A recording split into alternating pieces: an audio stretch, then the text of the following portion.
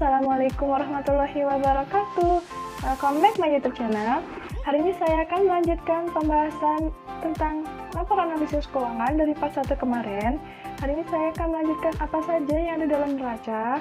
So, stay tuned with my video. So, enjoy!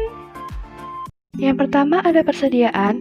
Persediaan adalah item yang disimpan untuk dijual atau digunakan pada pembuatan produk yang akan dijual. Perusahaan manufaktur hanya mengungkapkan 3 jenis persediaan yang berbeda, yaitu bahan mentah atau perlengkapan, barang dalam proses, dan barang jadi.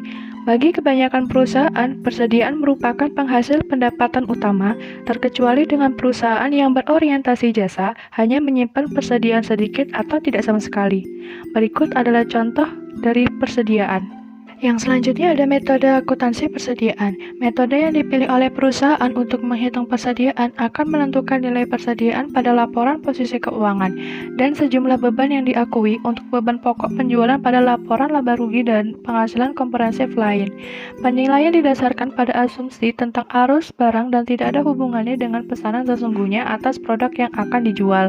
3 asumsi arus biaya yang paling sering digunakan perusahaan Amerika Serikat adalah: yang pertama ada FIFO, first in first out, yang kedua ada LIFO, last in first out, dan biaya rata-rata atau average cost. Yang pertama, FIFO. Metode FIFO diasumsikan bahwa unit pertama yang dibeli merupakan unit pertama yang dijual selama periode akuntansi. Yang kedua ada LIFO. Metode LIFO diasumsikan bahwa item yang dibeli terakhir dijual lebih dulu. Yang ketiga ada average cost. Metode average cost diasumsikan bahwa metode yang rata-rata biayanya menggunakan harga pembelian rata-rata untuk menunjukkan beban pokok pendapatan. Berikut ada tabel yang menunjukkan tentang metode akuntansi persediaan. Berikut ada contoh metode persediaan. Perusahaan hanya dapat diperbolehkan menggunakan lebih dari satu metode penilaian persediaan untuk berbagai persediaannya, dengan menggunakan metode FIFO bagi produk yang berteknologi tinggi dan LIFO bagi produk makanan. Akan masuk akal jika perusahaan berupaya mengurangi pajak, karena industri teknologi biasanya akan deflasioner, sedangkan industri makanan biasanya akan inflasioner. Berikut adalah tabel dari contoh metode persediaan. Selanjutnya ada beban dibayar di muka. Beban tertentu seperti asuransi, sewa, pajak properti, dan utilitas, semua itu dimasukkan ke aset lancar ketika beban tersebut akan jatuh tempo dalam 1 tahun atau 1 siklus operasi, mana yang lebih lama di antara keduanya. Umumnya pembayaran tidak bersifat material pada laporan posisi keuangan secara keseluruhan. Yang selanjutnya ada properti, pabrik, dan peralatan. Kategori ini meliputi aset tetap yang biasa disebut aset berwujud, aset tahan lama, dan aset modal perusahaan. Aset tersebut tidak habis digunakan pada akhir tahun selama arus operasi bisnis tahunan. Aset ini menghasilkan manfaat ekonomi lebih dari 1 tahun dan aset ini dianggap berwujud karena memiliki substansi fisik. Aset tetap selain tanah yang secara teoritis memiliki pemanfaatan yang tidak terbatas atau didepresiasi selama periode waktu aset dapat memberikan manfaat bagi perusahaan. Proses depresiasi ini merupakan metode untuk mengalokasikan biaya aset dengan masa manfaat yang lama. Lebih lanjut lagi, manajemen harus memilih metode depresiasi, seperti metode garis lurus mengalokasikan jumlah beban yang sama ke tiap-tiap tahun pada periode depresiasi, sedangkan metode dipercepat menjatuhkan jumlah beban yang lebih besar ke tahun-tahun awal dari masa manfaat yang didepresiasikan dan jumlah yang lebih sedikit ke tahun-tahun berikutnya. Pilihan dan estimasi yang terkait dengan depresiasi peralatan mempengaruhi jumlah yang ditunjukkan pada laporan keuangan yang terkait dengan aset. Akun aset tetap pada laporan posisi keuangan ditunjukkan pada biaya historis dikurangi akumulasi depresiasi, dan beban depresiasi tahunan digunakan pada laporan laba rugi dan penghasilan komprehensif lain untuk menentukan laba bersih. Proporsi relatif aset tetap pada struktur aset perusahaan terutama akan ditentukan oleh sifat alami bisnisnya. Perusahaan yang membuat produk tampaknya akan lebih banyak berinvestasi ke peralatan modal daripada retail atau pedagang besar. Aset tetap akan paling menonjol pada level manufaktur peritel berikutnya. Ini barangkali karena peritel membutuhkan toko dan bangunan untuk menjual produk dan segmen pedagang besar membutuhkan investasi paling kecil ke aset tetap. Yang selanjutnya ada aset lain. Pada laporan posisi keuangan perusahaan meliputi banyak sekali item tak lancar yang lain, seperti properti yang disimpan untuk dijual, biaya awal dalam kaitannya dengan perusahaan baru, nilai pengembalian kas sebelum jatuh tempo pada polis asuransi jiwa. Kategori tambahan untuk aset tak lancar sering tercakup adalah investasi jangka panjang dan aset tak terwujud. Yang selanjutnya ada liabilitas. Yang pertama ada liabilitas lancar. Liabilitas atau liabilities menunjukkan klaim atas aset, dan liabilitas lancar atau current liabilities adalah liabilitas yang harus dipenuhi dalam 1 tahun atau 1 siklus operasi mana yang lebih lama.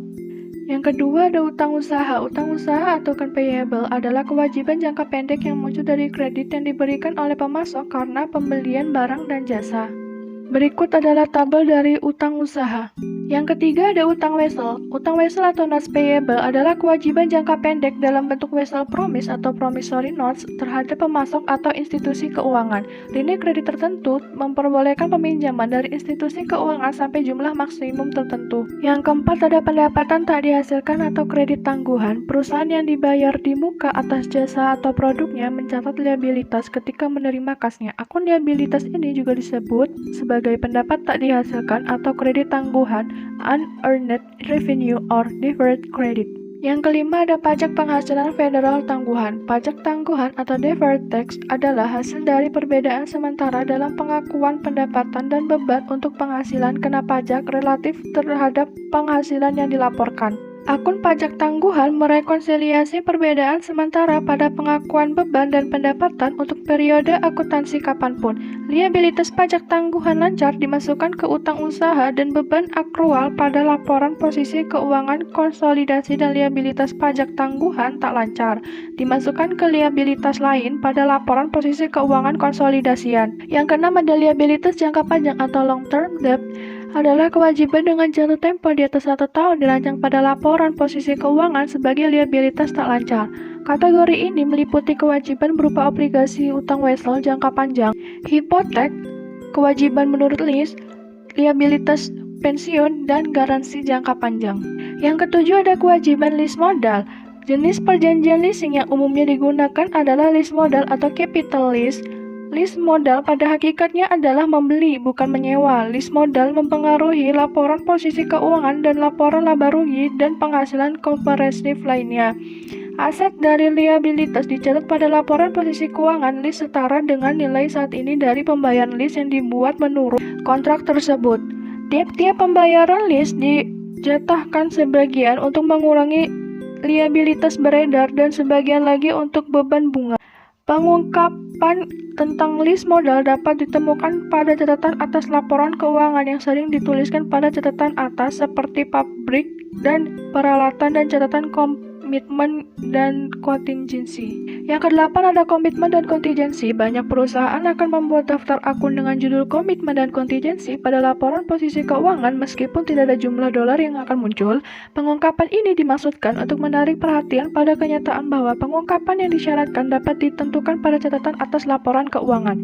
Kontingensi sendiri merujuk pada potensi liabilitas perusahaan, seperti perintah pembayaran atas kerusakan yang dinilai di depan pengadilan. Umumnya, perusahaan tidak dapat memprediksi secara masuk akal hasil dan atau jumlah liabilitas masa depan. Namun demikian, informasi mengenai kontingensi harus diungkapkan pada catatan laporan keuangan. Yang selanjutnya ada ekuitas pemegang saham.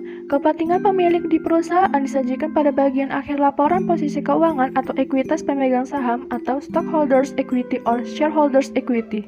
Para pemilik menanggung risiko terbesar karena klaim mereka adalah lebih rendah dibanding kreditor ketika terjadi likuidasi, tetapi para pemilik juga mendapatkan manfaat dari imbalan atas perusahaan yang sukses. Yang pertama ada saham biasa. Jumlah yang didaftar pada akun saham biasa didasarkan pada nilai pari atau nilai yang dinyatakan ketika saham diterbitkan. Nilai pari atau nilai yang dinyatakan biasanya tidak memuat hubungan dengan nilai pasar sesungguhnya, tetapi dengan harga dasar yang di bawah itu saham tidak dapat dijual pada saat penerbitan. Yang kedua ada modal disetor tambahan. Akun ini menunjukkan jumlah yang dengannya harga jual asli lembar saham melebihi nilai pari. Akun modal disetor tambahan tidak dipengaruhi oleh perubahan harga yang diakibatkan oleh perdagangan saham yang mengikuti penerbitan aslinya. Yang ketiga ada saldo laba. Akun saldo laba atau retained earnings adalah setiap jumlah dolar yang dibuat untuk para pemegang saham dalam bentuk kas atau dividen saham. Akun saldo laba merupakan penghubung kunci antara laporan laba rugi dan penghasilan komprehensif lain dan laporan posisi keuangan. Kecuali jika ada transaksi tidak biasa yang mempengaruhi akun saldo laba. Persamaan berikut mengilustrasikan hubungan tersebut adalah saldo laba awal kurang lebih penghasilan rugi bersih dikurang dividen sama dengan saldo laba akhir. Sekian penjelasan tentang laporan raca dari saya. Saya ucapkan terima kasih yang sudah menonton. Wassalamualaikum warahmatullahi wabarakatuh. Bye-bye.